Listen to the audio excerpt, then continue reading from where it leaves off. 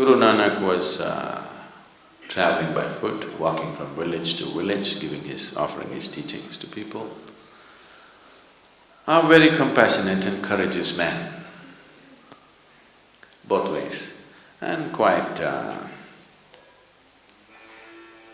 we like him because he's not one of those all the time smiling, gentle saints. He knows when to be hard, when to be soft. Real thing.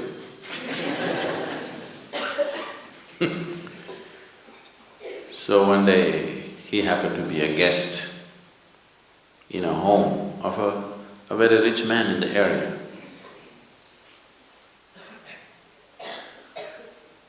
So when he was a guest in this house for a few days. When he is leaving, he gave this man a needle, a sewing needle. He gave this needle and said, "You keep this with you. Sometime when you see me, you can give it back to me. Till then, please keep it with you." A needle, not a golden one, just a simple needle. That man took it and kept it with him. Then after the Guru left, he told his wife, "The Guru gave me a needle and I'm supposed to keep it in safekeeping and give it to him later." The wife, who was little wiser than him, usually they think they are, said, "You fool, why did you take a needle from a Guru? If you take something from a man like him, and suppose he's an old man and if he dies and you don't get to give back this needle, what will you do? You will be in debt forever. Taking a needle from a Guru, why did you take it? You should not receive anything from a man like him. What we offer is fine, never take anything from a man like him.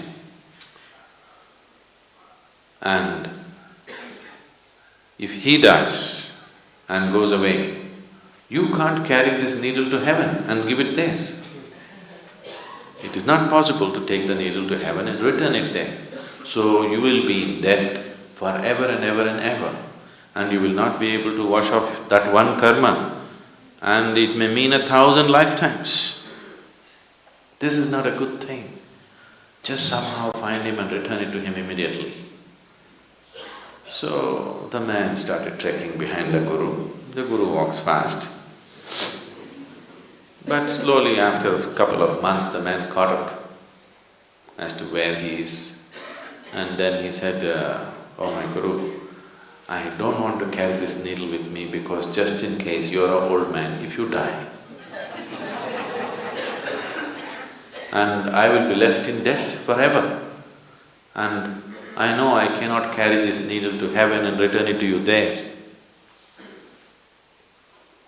So, Guru Nanak said, "So you know that you can't carry this needle to heaven. You know that, right?" He said, "Yes." "Then when you know this, that you can't carry a needle, what are all these things that you're accumulating? You will not be able to carry any of that. If you can't carry a needle, definitely you can't carry anything else." Then the man got the message.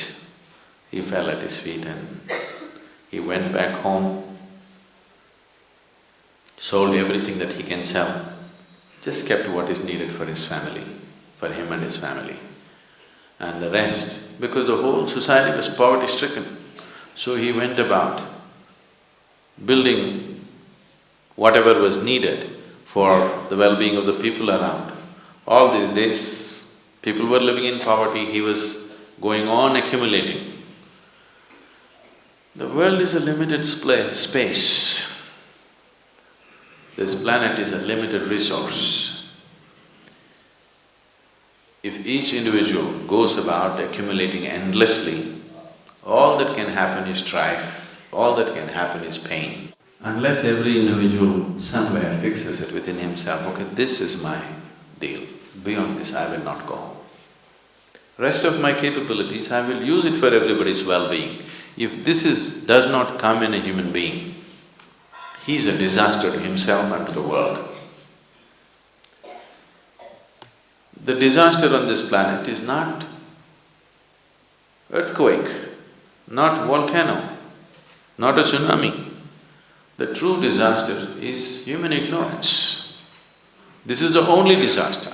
Ignorance is the only disaster. Enlightenment is the only solution. There's really no other solution, please see. So, spiritual process, if it has to become alive, this is not about renunciation. This is just about living sensibly. Wrong words have been put by external scholars. There is no such word as renunciation in any of the Indian languages, if you don't know this. Yes? There is no such word as renunciation in Sanskrit language. It is the outside scholars who come and say, oh, this man has renounced. No, he's embraced the whole universe and you think he's renounced. That is your understanding, because you cannot think of life without possessing this one part of the planet is mine, without that you cannot live. Somebody has embraced the whole universe, so he did not think he has to gather it because all the stars belong to him. The whole galaxy belongs to him. He did not think it is necessary for him to gather something and keep it in his bag or in his bank. It did not arise, it did not occur to him.